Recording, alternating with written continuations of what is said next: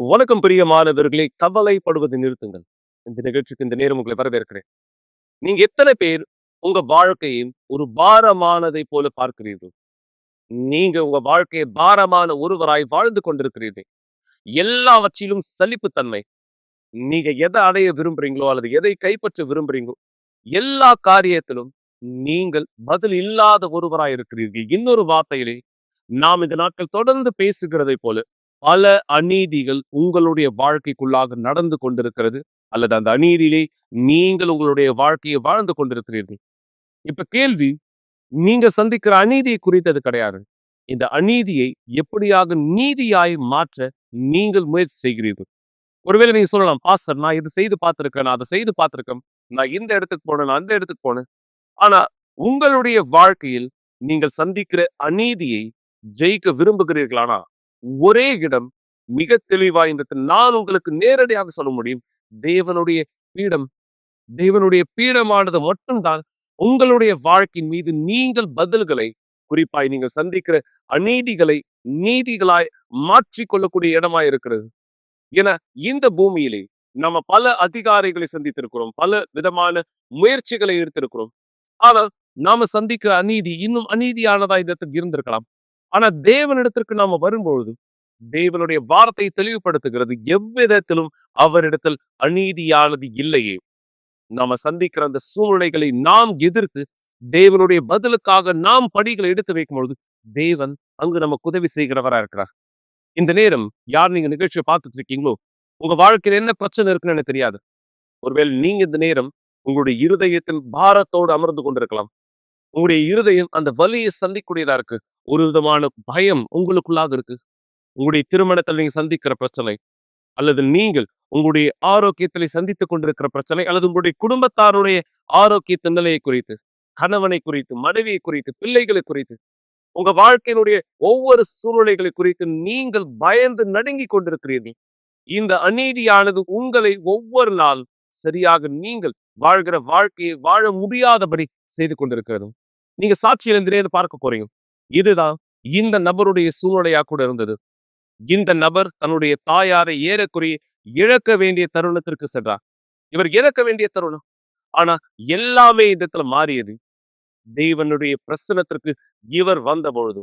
ஆமாக்களே, தேவனுடைய பிரசனத்திற்கு இவர் வந்த பொழுது இவர் எப்படியாக தன்னுடைய வாழ்க்கையில் கடந்து போய் கொண்டிருந்த அநீதியை நீதியானதா இந்த மாற்றினார். அதற்கான ஆதாரத்தோடு இந்த சாட்சியை பாருங்கள். பொழுதை மீண்டும் தேவனுடைய வழிநடத்தலை நாம் பெற்றுக்கொள்ள இணைந்திருக்கலாம்.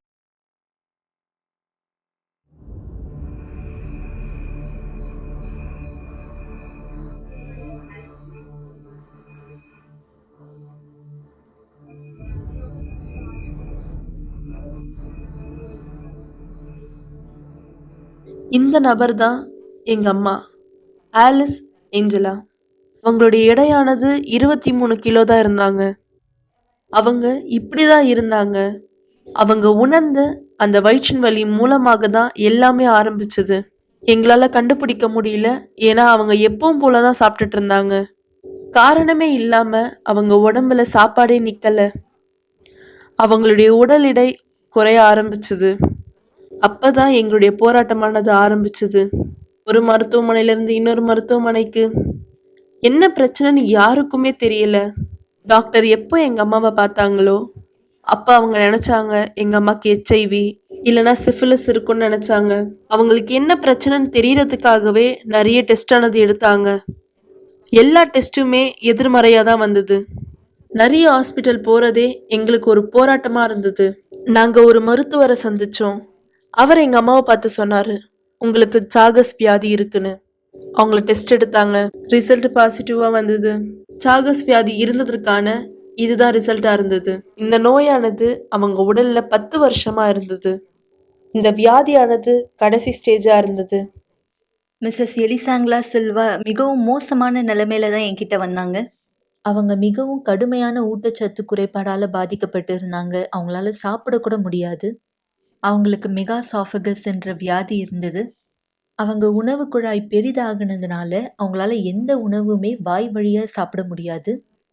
அவங்க உணவு குழாய்க்கான காரணத்தை நாங்க கண்டுபிடிக்கும்போது, அவங்களுடைய அடி வயிற்று பகுதியில இந்த மெகாசாஃபகஸ் அப்படின்ற நோய் வந்திருக்குன்றத நாங்க கண்டுபிடிச்சு உறுதிப்படுத்தினோம். இந்த சாஃபகஸ் என்ற நோய் அவங்களுக்கு இருந்தது. மிஸ்ஸஸ் எலிசாங்லா சில்வா மிகவும் இக்கட்டான சூழ்நிலையில இருந்தாங்க. உணவு குழாயோட எக்ஸ்ரே இப்படி தான் இருந்தது. டாக்டர் சரியா புரிஞ்சுக்க முடியல அவங்க எப்படி இந்த கடைசி ஸ்டேஜுக்கு வந்தாங்கன்னு. நாங்க 2 வருஷமா பல ஹாஸ்பிட்டல்ல ட்ரீட்மெண்ட் எடுத்திருக்கோம். இந்த நேரத்துல நாங்க நிறைய கஷ்டத்தை கடந்து போனோம். ஏன்னா அவங்க ஒருத்தவங்க தான் என்னுடைய குடும்பத்துக்கு எல்லாமே செய்யறவங்களா இருந்தாங்க. இப்போ அவங்க உடம்பு சரியில்லாம இருந்தாங்க. நான் பெலனா இருக்கிறேன்னு காமிச்சுக்கிறதுக்காக ஹாஸ்பிட்டல் பாத்ரூம்ல போய் நான் அழுவேன். அவங்க இருந்த சூழ்நிலையை பார்த்து எப்பவுமே எல்லா டாக்டரும் சொல்லிட்டு இருப்பாங்க அவங்களால முடியாதுன்னு. எனக்கு நல்லா ஞாபகம் இருக்கு. அவங்களுக்கு அந்த வலியானது வரும்போது அவங்க ரொம்ப பலவீனம் ஆயிடுவாங்க. அவங்க சாப்பிடாம இருந்ததால நாங்க ஹாஸ்பிட்டல் கூட்டிட்டு வரும்போது அவங்க படுத்த படுக்கையோட இருந்தாங்க. அவங்களால நடக்க முடியல. ஏன்னா அவங்க சாப்பிடவே இல்லை. ஹாஸ்பிட்டல் பெட் மேல தான் அவங்கள நான் குளிப்பாட்டினேன். அவங்க பேம்பஸ் யூஸ் பண்ணுவாங்க. டியூப் மூலமா தான் நான் அவங்களுக்கு சாப்பாடு கொடுத்தேன். அதுவே அவங்களுக்கு ரொம்ப கஷ்டமா இருந்தது. ஆனா அது அவங்களுக்கு உதவல, கஷ்டத்தை தான் கொடுத்தது. அந்த டியூப் மூலமாக எத்தனை முறை நான் சாப்பாடு கொடுத்தாலுமே அது அவங்களுக்கு நிக்கல. ஒரு மோசமான சூழ்நிலை எப்போ இருந்துச்சுன்னா, நான் வீட்டில் இருக்கும்போது அவங்களுக்கு உணவானது கொடுத்தேன். அது டியூப்ல மாட்டிக்கிச்சு. அவங்க அதை வாமிட் எடுத்துட்டாங்க. வாமிட் எடுக்கும்போது மூக்குக்கும் வாய்க்கும் நடுவில் அது சிக்கிடுச்சு. தொண்டை நெருக்க ஆரம்பிச்சிருச்சு. எங்களால் உடனடியாக ஹாஸ்பிட்டல் கூட்டிட்டு போக முடியல. ஏன்னா நாங்கள் தங்கி இருந்தது ரொம்ப தூரமா இருந்தது. நாங்கள் நிறைய ஹாஸ்பிட்டல் போகும்போது அவங்க எங்கள் அம்மாவை டிஸ்சார்ஜ் பண்ணிடுவாங்க. ஏன்னா அவங்களால முடியாது. ஏன்னா கடைசி நேரமானது அவங்க குடும்பத்தோட இருக்கட்டும்னு சொல்லிட்டாங்க. ஏன்னா டாக்டர்ஸ் நினைச்சாங்க எந்த வழியுமே இல்லை அவங்கள காப்பாத்துறதுக்காக. அதனால நாங்கள் வீட்டுக்கு போயிட்டோம். எனக்கு ஞாபகம் இருக்கு, என்னுடைய ரூம்ல ஒரு சேர் ஆனது எனக்கு முன்பாக போட்டு என் கையில பைபிள் இருந்தது. எங்க அம்மாக்கு கொஞ்சம் கூட சக்தி இல்லை, மன்னிச்சிடுங்க. நான் அவங்கள உற்சாகப்படுத்தினேன், அவங்களுடைய விசுவாசத்தை அவங்க பயன்படுத்துறதுக்காக. ஏன்னா எனக்கு தெரியும் தேவன் ஒருத்தர் மட்டும்தான் அவங்கள இந்த சூழ்நிலையிலேருந்து எடுத்துட்டு வர முடியும்னு. அவங்களால எந்திரிக்க முடியலனாலுமே நான் அவங்களுக்கு உதவி செய்வேன். நான் சொன்னேன், அம்மா தேவனிடத்துல பேசுங்க, ஏன்னா அவரால் மட்டும்தான் உங்களுக்கு உதவி செய்ய முடியும். அவங்க ஆலயத்துக்கு வர்றதுக்கு ஒத்துக்கிட்டாங்க. ஆனா என்னால அவங்கள ஆலயத்துக்கு கூட்டிட்டு வர முடியல. ஏன்னா அவங்களால சுத்தமா நடக்க முடியல. ஆலயத்துக்கு வர்றதுக்காக என்னாலையும் வர முடியல. ஏன்னா நான் ஒருத்தி மட்டும்தான் அவங்கள பார்த்துக்கிட்டு இருந்தேன். அந்த நேரத்துல அவங்க பெட்ரூம்ல சேருக்கு முன்னாடி முழங்கால் படிக்கிட்டு தேவனிடத்துல உதவியானது கேட்டாங்க. எங்க வீட்ல எங்க அம்மாவுடைய நிலைமை பார்க்கும்போது ரொம்ப மோசமா இருந்துச்சு. என்னுடைய குடும்பத்தார் எல்லாருமே சேர்ந்து, இங்க பாரு ரொம்ப நாள் அவங்க உயிரோட இருக்க மாட்டாங்க, அவங்களுக்கு செய்ய வேண்டிய இறுதி சடங்குக்கான காசை நம்ம இப்பவே சேர்த்து வச்சிடலாம் சொன்னாங்க. அந்த மீட்டிங்ல நானும் இருந்தேன். அப்ப நான் சொன்னேன், நான் இதுல ஒத்துக்க மாட்டேன். ஏன்னா எங்க அம்மா இறக்க போறதில்ல. என்கிட்ட இருந்தது எல்லாமே தேவன் மட்டும்தான். அதுதான் உண்மை. எந்த இடத்துலயுமே எங்களுக்கு உதவியானது கிடைக்கல. என்னுடைய குடும்பத்தார் ஏற்கனவே நம்பிக்கையை இழந்துட்டாங்க. டாக்டர்ஸ் எங்க அம்மாவை பார்த்து அவங்கள வீட்டுக்கு அமுச்சு விட்டுருவாங்க. ஏன்னா இதுக்கு மேல அவங்களால எதுவுமே செய்ய முடியாது. எங்க அம்மா சந்திச்சுட்டு இருந்த அந்த பிரச்சனையை பார்க்க ஒரு ஸ்பெஷலிஸ்ட் இருந்தாரு. அவரிடத்துல கூட்டிட்டு போறதுக்காக நாங்க ரொம்ப கஷ்டப்பட்டோம். அவர் எப்போ எங்க அம்மா கார்ல இருந்து இறங்குறது பார்த்தாரோ அப்பவே அவர் மறுத்தாரு. அவர் ட்ரீட்மெண்ட் பார்க்க மாட்டாருன்னு சொல்லிட்டாரு. ஏன்னா அவங்க மறிக்க போறாங்க, அந்த பழியானது எனக்கு வேணான்னு சொல்லிட்டாரு.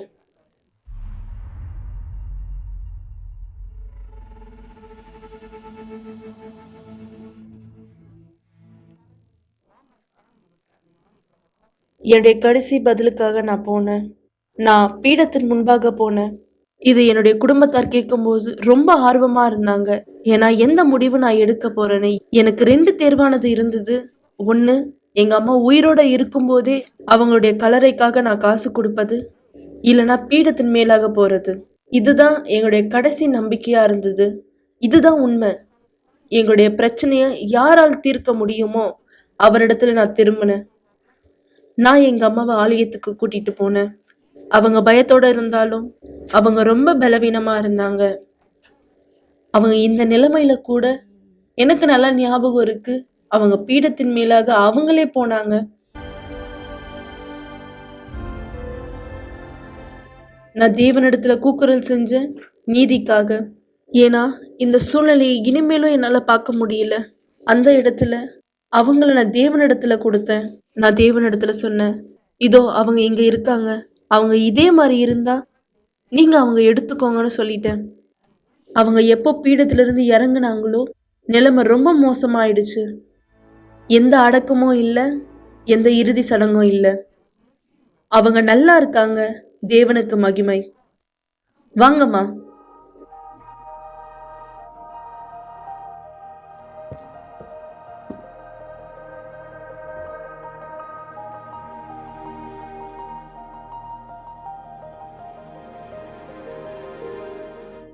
இன்னைக்கு என்னுடைய ஆரோக்கியம் 100% நல்லா இருக்கு. தேவனுக்கு மகிமை. சில நேரம் வந்துச்சு, நான் மொத்தமாவே 23 கிலோ மட்டும்தான் இருந்தேன். உண்மையா சொல்லணும்னா வெறும் எலும்பும் தோலும் மட்டுமா தான் இருந்தது. நான் தனியாவே உட்கார முடியாது. என்னுடைய பொண்ணு என்னை பின்னாடி இருந்து புடிச்சுக்கணும். ஏன்னா என்னால தனியா உட்கார முடியாது. 10 நிமிஷம் வரைக்கும் என்னால உட்கார முடியும். அதுக்கப்புறம் எனக்கு மூச்சு வாங்க ஆரம்பிச்சிடும். அதன் பிற்பாடு நாங்க சுவாச கோளாறு பிரச்சனை இருக்க அதன் சம்பந்தப்பட்ட டாக்டரை பார்க்க ஆரம்பிச்சோம். அவர் எங்களை பார்த்து சொன்னாரு, நீங்க குணமாகிட்டீங்கன்னு. நான் அந்த நேரத்துல சந்தோஷத்துல அழக்கூட ஆரம்பிச்சேன். 2வது வாட்டி நாங்க எப்போ டெஸ்ட் எடுத்தோமோ அப்பவும் நான் குணமாக்கப்பட்டன்றதுதான் ரிசல்ட் வந்தது. எனக்கு மருத்துவம் பார்த்து அந்த டாக்டர் கிட்ட நாங்க இந்த ரிசல்ட்டை காட்டி சொல்லும்பொழுது அவங்க சொன்னாங்க, இல்ல இது கண்டிப்பா தப்பான டெஸ்ட் தான், இல்ல அவங்க கண்டிப்பா தப்பானதை எடுத்து கொடுத்திருக்காங்கன்னு சொன்னாங்க. நான் எடுத்த 2வது டெஸ்ட் வந்து மார்ச் 1ஆம் தேதி. நாங்க பல மருத்துவரை சந்திச்சோம். எல்லாருமே சொன்னாங்க, இல்ல இந்த டெஸ்டோ ரிசல்ட்டோ தப்புன்னு. அப்ப நான் சொன்னேன், இல்ல நான் குணமாயிட்டேன், தேவன் தான் என்னை குணப்படுத்தினாரு, நான் இங்க இருக்கேன் பலனாக.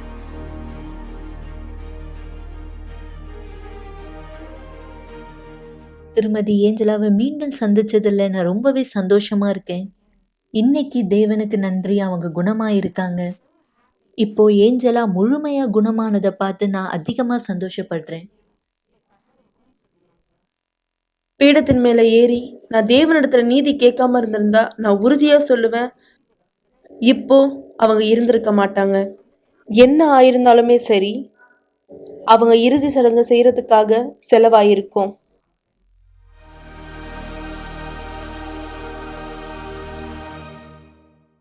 மிக நிச்சயமாகும். நீங்க பார்த்த பிரகாரம் இந்த நபர் ஏறக்குறைய தன்னுடைய தாயாரை இழக்க வேண்டிய தருணத்திற்கு இந்த இருந்தார். ஆரோக்கியத்தினுடைய அநீதி. ஏன்னா தேவன் நமக்கு நீதியாய் இருத்தலை எல்லாவற்றையும் வாக்களித்திருக்கிறார்.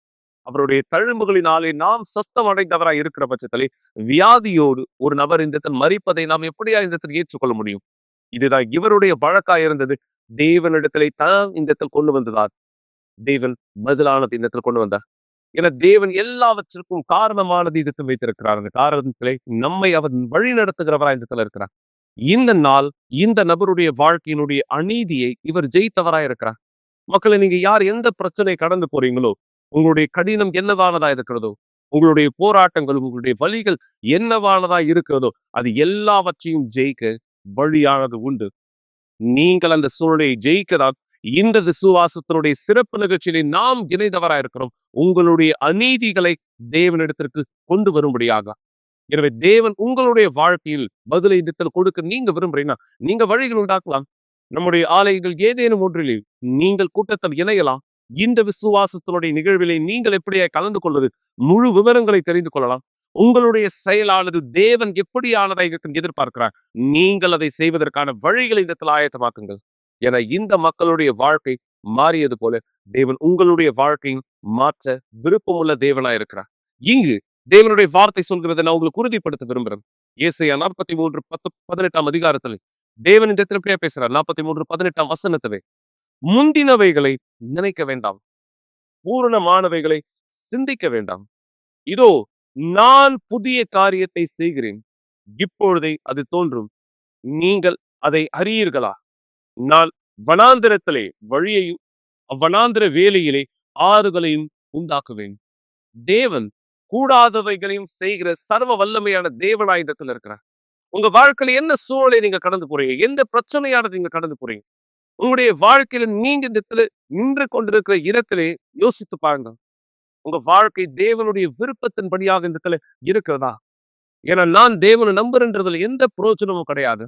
என் வாழ்க்கை அழிக்கப்பட்டதாய், தோற்கடிக்கப்பட்டதாய், அவமானத்தின் நிலையிலே இந்த இடத்தில் நான் வாழ்ந்து கொண்டிருந்தால் என தேவன் எனக்கான சிறந்தத வாக்களித்திருக்க, ஜீவனையும் பரிபூரணத்தையும் தருவேன்னு சொல்லியிருக்க. மேலும் இங்கு இந்த வார்த்தையிலே நீங்க கேட்டது போல அவர் சகலத்தையும் புதிதா இடத்துல மாற்ற வந்திருக்கிறார். அப்ப ஏன் நீங்க இன்னும் அதே பழைய வாழ்க்கையிலே, அதே பலகீனங்களிலே, தோற்கடிக்கப்பட்டதிலே, வலியிலே, அவமானத்திலே உங்களுடைய வாழ்க்கையானது வாழ்ந்துட்டு இருக்கீங்க? தேவன் உங்களுக்கான பதிலை கொடுக்க தயாரா இருக்கார். ஆனா தேவன் உங்களுடைய வாழ்க்கைக்குள்ளாக அந்த பதிலை தர வேண்டுமே. ஆனால் நீங்க தயாரா இருக்கீங்களா? பெற்றுக்கொள்ள நீங்க தயாரா இருக்கீங்களா? இன்று மக்கள் ஆலயத்திலே விடுதலையானதை இந்த இடத்தில் பெற்றார்கள். தங்களுடைய ஆவிக்குரிய வாழ்க்கையினுடைய சுத்திகரிப்பை இந்த இடத்துல பெற்றுக்கொண்டார்கள். தேவன் அவர்களுக்கான வழி இந்த இடத்தில் காண்பித்தார். இந்த வழி உங்களுக்கும் இந்த இடத்துல இருக்கு மக்களே. எனவே இந்த ஞாயிற்றுக்கிழமை காலை 9:30 மணி கூட்டத்திலே எங்களோட இணைய வழி உண்டாக்குங்க. ஸ்கிரீன்ல பார்க்கிற இந்த தொலைபேசி எண்களை நீங்கள் தொடர்பு கொள்ளுங்க. 9384-638-738. உங்களுடைய பிரச்சனைகளுக்கான வழிகளை தேவனோடு நீங்கள் பயன்படுத்த போகிற உங்களுடைய விசுவாசத்தம் என்கிற கருவியோடு பெற்றுக்கொள்வதற்கான வழியை நீங்கள் தெரிந்து கொள்வீர்கள். எனவே இந்த நேரம் உங்களோடு சேர்ந்து நான் ஜெபிப்பதற்கு முன்பாக நீங்கள் உங்களை தயார்படுத்திக் கொள்ளுங்க. இந்த ஞாயிற்றுக்கிழமை காலை 9:30 மணிக்கு நீங்க எந்த இடத்துல இருந்து நிகழ்ச்சியை பார்த்துட்டு தெரியாது. ஆனா விசுவாசத்திலே நீங்கள் உங்களுடைய அநீதிகளை நீதியாக இந்த இடத்துல மாற்ற விரும்புகிறீங்க. இந்த ஞாயிற்றுக்கிழமை நீதிய விசுவாசத்தின் சிறப்பு விஷயம் நாம் முதல் வாரமாய் தேவனுடைய பீடத்தை இந்த இடத்தில் ஏறப்போகிறோம். நீங்கள் வரவேற்கப்படுகிறீர்கள். தேவன் அநீதியை உங்களுடைய வாழ்க்கையிலிருந்து விலக்குகிறவராய் இருக்கிறார். ஆம், தேவன் அநீதியை உங்களுடைய வாழ்க்கையிலிருந்து விலக்குகிற தேவனா இந்த இடத்துல இருக்கிறார். எனவே உங்களை தயார்படுத்திக் கொள்ளுங்கள். இன்னொரு அருமையான சாட்சியை பாருங்கள். இந்த நபர் எப்படி தன் விசுவாசத்தை பயன்படுத்தினார். இவர் வாழ்க்கையிலிருந்து அநீதி நீக்கப்பட்டது எப்படி? இவருடைய வழிகள் எப்படியாக தேவனுடைய வழிகளாய் இன்று சாட்சியாக இருக்கு. சாட்சிக்கு பிற்பாடு நீங்கள் விசுவாசத்தில் எங்களோடு இணையலாம். நாம் தேவனை நோக்கி ஜெபிக்க முடியாது. மேலும் உங்களுடைய பைபிள் உங்ககிட்ட இருக்கலாம், தயார்படுத்திக் கொள்ளுங்க. நாம் ஜெபிக்க போகிறோம். இந்த வார்த்தையிலே தேவனை நீர் வாக்களித்த காரியத்தை எனக்கு நிஜமாக்குவீராக. விசுவாசத்தில் சாட்சி பிற்பாடு ஜெபத்தில் ஒன்றடையலாம். வணக்கம். என் பேர் கௌரி. நான் ஆலயத்துக்கு வர்றதுக்கு முன்னாடி என்னுடைய குடும்பத்துக்குள்ளாக நான் அநீதியை சந்திச்சுட்டு இருந்தேன். அது எந்த விதமா அப்படின்னா, என்னுடைய அப்பா என்னுடைய அப்பா வந்து கெட்ட பழக்கத்துக்கு அடிமையா இருந்தாரு. சொல்லப்போனா அது போதை, சிகரெட் பிடிக்கிறது, குடிக்கிறது, இந்த மாதிரி பழக்கத்துக்கு அவர் அடிமையா இருந்தாரு. கிட்டத்தட்ட அவருக்கு ஒரு 15 வயசு இருக்கும் அப்பத்துல இருந்தே. இப்படிதான் அவர் வளர்ந்து வந்தாரு. எனக்கு கொஞ்சம் கொஞ்சமா நினைவு தெரியும் போது, எங்க அப்பா இந்த பழக்கத்துல இருக்கும்போது எனக்கு ரொம்பவே பயமா இருக்கும். ஏன்னா, அவரு வந்து சம்டைம்ஸ் வீட்ல எங்க அம்மாவ போட்டு அடிப்பாங்க. அவங்களுக்குள்ள பிரச்சனை வரும். இதெல்லாம் பார்க்கும்போது நான் ரொம்பவே பயந்தேன் இத நினைச்சு. எப்படி நம்ம இத ஸ்டாப் பண்றது அப்படின்னு சொல்லி. நான் நெறைய வாட்டி அப்பா கிட்ட போய் பேசியிருக்கேன். "அப்பா நீங்க பண்றது தப்பு. இத நிறுத்துங்க. இதனால உங்களுக்கு தான் பிரச்சனை." அப்படின்னு சொல்லி நான் நெறைய வாட்டி அவர்கிட்ட பேசியிருக்கேன். ஆனா, அவர் அதுல விட்டு மாறா மாரியே இல்ல. அப்பதான் ஒரு நாள் ஆலயத்துல இருந்து எனக்கு ஒருத்தவங்க வந்து என்ன கூப்பிட்டுருந்தாங்க. இந்த மாதிரி கலந்துக்கோங்க. எங்க சர்ச்ல இந்த மாரி பண்றோம் அப்படின்னு சொல்லி சொன்னப்போதான், நான் வந்து சர்ச்சுக்கு வர ஆரம்பிச்சேன். வந்து அப்போதான் எனக்கு எப்படி போராடணும் அப்படின்ற ஒரு விஷயத்த நான் இங்க வந்து கத்துக்கிட்டேன். அதுக்கப்புறமா நான் தொடர்ந்து போராட ஆரம்பிச்சேன். என்னுடைய அப்பாக்காக. அவர் வந்து இந்த பழக்கத்துல இருந்து விடுதலை அப்படின்னு சொல்லி நான் வர ஒவ்வொரு நாளுமே எங்க அப்பாக்காக தான் நான் முதல்ல ப்ரேயர் பண்ற ஒரு கூட்டமாவே இருக்கும். அப்படி நான் தொடர்ந்து ப்ரேயர் பண்ண ஆரம்பிச்சேன். என்னுடைய தியாகத்தையும் நான் செய்ய ஆரம்பிச்சேன். ஏன்னா என்னுடைய தியாகம் அவங்க சொன்னாங்க, தியாகம் செய்யும்போது மட்டும்தான் ஒரு விஷயத்த நம்மளால பெற முடியும் அப்படின்னு சொல்லி. நான் என்னுடைய தியாகத்தையும் நான் செஞ்சேன். நான் தியாகம் செஞ்சு ஆனா நான் உடனே கைவிடவே இல்ல. எனக்கு கொஞ்சம் நாட்கள் ஆச்சு எங்க அப்பா சரியாவறதுக்கு, அதுல இருந்து விடுதலை பெறதுக்கு. நான் தொடர்ந்து செய்ய ஆரம்பிச்சேன். நான் தொடர்ந்து விசுவாசிச்சேன் நான் செய்றது. அப்புறம் ஒரு 2 வருஷம் கழிச்சு எங்க அப்பாவுக்கு வந்து ஸ்ட்ரோக் ஆனது வந்தது. அதுல என்ன சொன்னாங்க அப்படின்னா, உங்க அப்பா வந்து இறக்க போறாங்க. நீங்க வந்து உங்க ஃபேமிலி மெம்பர்ஸ்க்கு சொல்லலாம்னு சொன்னாங்க. அந்த டைம்ல எங்க அம்மாவும் தீர்மானிச்சாங்க, எங்க அப்பா மாறணும். எங்க அப்பா திருப்பி எங்க ஃபேமிலிக்கு கிடைக்கணும் அப்படின்னு சொல்லி, நான் எங்க அம்மா நாங்க குடும்பமா நாங்க ஒன்றிணைந்து நாங்க ப்ரேயர் பண்ணதுனால அன்னைக்கு நைட்டே வந்து டாக்டர்ஸ் திருப்பி டெஸ்ட் எல்லாம் எடுத்தாங்க. அப்போ அந்த டெஸ்ட் ரிப்போர்ட்ஸ்லாம் சொல்லும்போது, எங்களுக்கே ரொம்ப ஆச்சரியமா இருக்கு. எப்படி இவருக்கு எல்லாமே சரியா இருக்கு. பிபி, சுகர் எல்லாமே வந்து இவருக்கு நார்மலா இருக்கு. நீங்க இவர டிஸ்கஸ் பண்ணி ஒரு 2 நாள்ல வீட்டுக்கு கூட்டிட்டு போயிடலாம் அப்படின்னு சொன்னாங்க. ஸோ அப்போதான் நாங்க முழுமையா தேவனை ஏத்துக்கிட்டோமே அந்த நேரத்துல தான். அதுக்கு அந்த டாக்டர்ஸ் என்ன சொன்னாங்க அப்படின்னா, இனிமே உங்க அப்பா வந்து சிகரெட் பிடிக்கக்கூடாது, குடிக்கவும் கூடாது அப்படின்னு சொல்லி சொன்னாங்க. அப்போதான் நான் தேவன் என் வாழ்க்கையில நீதி செய்த நேரம், அந்த தருணம் என் வாழ்க்கையில அதுவா தான் இருந்தது. ஸோ அதுக்கப்புறம் எங்க அப்பா குடிக்கவும் இல்ல. அதுக்கப்புறமா நாங்க குடும்பமா ஆலயத்துக்கு வர ஆரம்பிச்சோம். நான், அம்மா, அப்பா நாங்க 3 பேருமே குடும்பமா வர ஆரம்பிச்சோம். எங்க அப்பாவும் தொடர்ந்து விசுவாசத்துல இருக்க ஆரம்பிச்சாங்க. ஸோ தேவன் எனக்கான நீதிய பண்ணார். அதுக்கப்புறம் எங்க அப்பாவுக்கு வந்து விடுதலை கிடைச்சது. ஏன்னா எனக்கான நீதியும் கிடைச்சது. அதுக்கப்புறமா நான் திருப்பி ஆலயத்துக்கு தொடர்ந்து வர ஆரம்பிச்சேன். ஸோ அப்போ வந்து நான் புதன்கிழமை, வெள்ளிக்கிழமை அப்படின்னு சொல்லி நான் தொடர்ந்து வர ஆரம்பிச்சேன். அப்போ வந்து ஒரு நாள் பிஷப் சொன்னாரு, ஆ பரிசுத்த ஆவி அப்படின்னு சொல்லி சொன்னாரு. பரிசுத்த ஆவின்னா அப்போ எனக்கு என்னன்னே தெரியாது. பரிசுத்த ஆவின்னா அது ஏதோ ஒரு கடவுள் போல அப்படின்னு தான் நான் நினைச்சேன். ஆனா அவங்க சொன்னாங்க, பரிசுத்த ஆவி உங்க உங்க மேல வந்து இறங்கும்போது நீங்க வந்து சமாதானமா இருப்பீங்க, சந்தோஷமா இருப்பீங்க. அப்படின்னு சொல்லி நெறைய விஷயத்த சொன்னாங்க. ஆனா, அது எதுவுமே எனக்கு புரியவே இல்ல. ஏன்னா, எங்க அப்பா விடுதலை ஆனதுக்கு அப்புறம் கூட, எனக்குள்ளாக வந்து நான் வந்து ஒரு பயத்த சந்திச்சேன். எனக்கு வந்து யார்கிட்டயுமே ஓப்பனா பேசுறதுக்கு பயமா இருக்கும். நான் வந்து வீட்ல ரொம்ப முன்கோவமா இருப்பேன். அப்பா, அம்மாவுக்கு வந்து கீழ்ப்படிய மாட்டேன். அண்ணாவ வந்து ரொம்பவே கெட்ட வார்த்தையில திட்டுவேன். ஸோ, இப்படியான ஒரு பொண்ணா தான் நான் இருந்தேன். வெளிய யார்கிட்டயுமே அவ்வளவா போய் யாராவது என்ன நான் அவங்க பண்ணது தப்பா இருந்தாலுமே, அவங்க என்ன ப்ளேம் பண்ணாங்கன்னா கூட, நான் அது யார்கிட்டயுமே போய் கேட்கவே மாட்டேன். ஏன் என்ன இப்படி பண்றீங்கன்னு? ஏன்னா எனக்கு அவ்ளோ பயமா இருக்கும். ஒருத்தவங்க கிட்ட நான் ஃபேஸ் பண்ணி பேசுறதுக்கே. இந்த இந்த சூழ்நிலைய நான் சந்திட்டுட்டு இருந்தேன். அதுக்கப்புறம் நான் ஆலயத்துக்கு வரும்போது, இங்க எனக்கு நெறைய பேர் எனக்கு உதவி பண்ணாங்க. பரிசுத்த ஆவினா என்னன்னு எனக்கு கத்துக் குடுத்தாங்க. ஸோ நான் சர்வீஸ ரொம்ப கவனமா இருந்து நான் கவனிக்க ஆரம்பிச்சேன். அப்போ பிஷப் சொல்லும்போது தான் எனக்கு தெரிஞ்சது.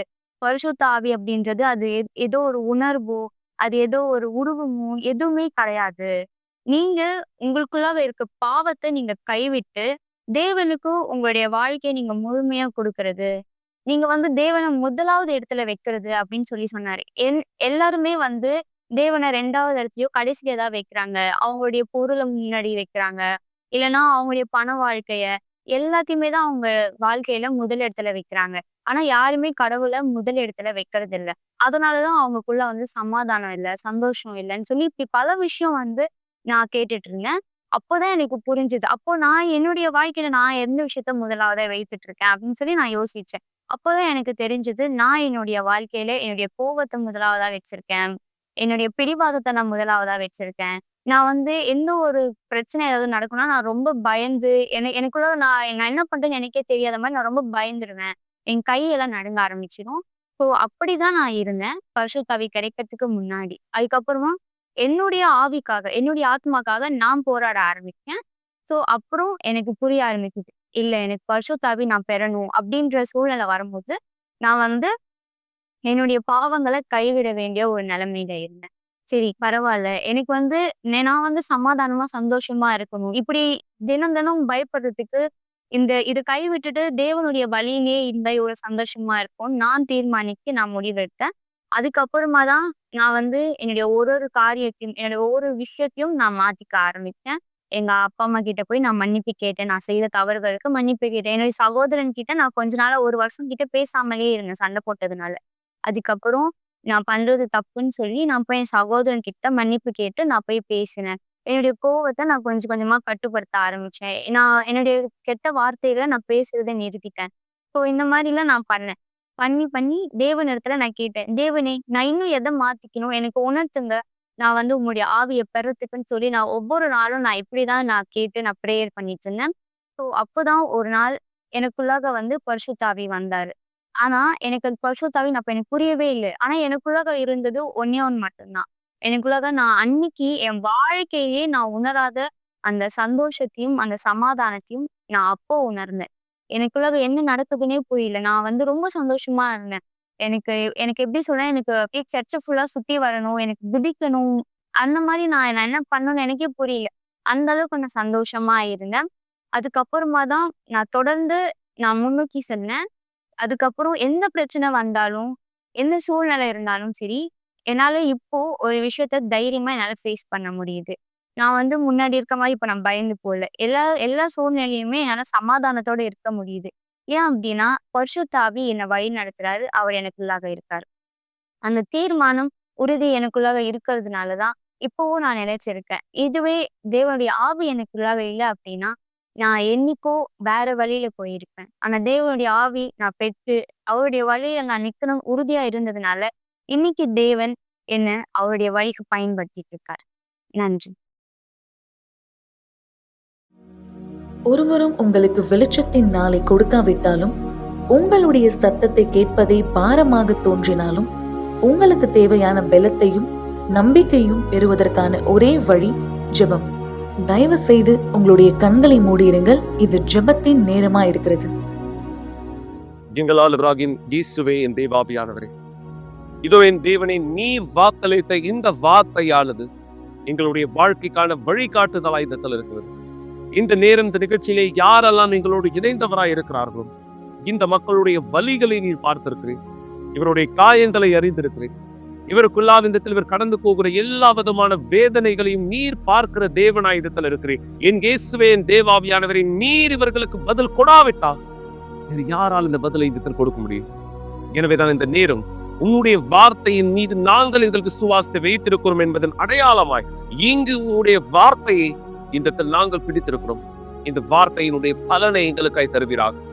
வியாதி உள்ளவர்கள் குணமடைய, என் தேவனை தன்னுடைய வாழ்க்கையின் மீது கடந்து போகிற பிரச்சனைகளை ஜெயிக்க, உன்னுடைய வார்த்தையிலே ஜீவனை பரிபூரணத்தை பெற, உன்னுடைய சந்தோஷத்தை சமாதானத்தை பெற இந்த மக்களுக்கான கதவுகளை நீர் திறந்தருளும். என் தேவன், இந்த மக்களுடைய வாழ்க்கை உன் பெயரை மகிமைப்படுத்துகிற சாட்சியான வாழ்க்கையாய் இந்த இடத்தில் மாறும்படி என் தேவனின் ஆண்டவராகிய இயேசுவே, யாரெல்லாம் அநீதிகள் இந்த இடத்தில் கடந்து போய் கொண்டிருக்கிறாரோ, இந்த அநீதிகளிலிருந்து இவர்களுக்கு நீதியை சரி கட்டுகிற தேவன் நீர். ஏனென்றால் உம்மிடத்தில் எவ்விதத்திலும் அநீதியானது இல்லையே. எனவே இந்த மக்களுடைய வாழ்க்கை வழியை செயல்களை உன் கைகளில் இந்த இடத்துல படைக்கிறேன். வித்தியாசத்தை ஏற்படுத்தும் தேவன். இந்த நேரம் யார் இந்த பலியோடு நிகழ்ச்சியை பார்த்து கொண்டிருக்கிறார்களோ, இவர்கள் அடுத்த சாட்சிகளாய் திரும்பட்டும். இவருக்கு உதவி செய்யும் இயேசு கிறிஸ்துவின் சர்வ வல்லமையான பெயரால், பரிசுத்த ஆவியானவரே, ஆமென். ஆமென். தேவன் உங்களோடு கூட இருக்கிறார். அவருடைய வல்லமை உங்கள் வாழ்க்கையில வெளிப்படுத்தப்படட்டும். மக்களை மறக்காதீர்கள். நீங்கள் உங்கள் வாழ்க்கையில் சந்திக்கிற அநீதிகளை எதிர்த்து நீதிக்காய் விரும்புவீர்களானால் இந்த ஞாயிற்றுக்கிழமை காலை 9:30 மணி கூட்டத்தில் எங்களோடு இணைய தவற விடாதீர்கள். தேவன் உங்களோடு இருப்பார். நாளை விசுவாச நிகழ்ச்சியை மீண்டும் சந்திக்கலாம்.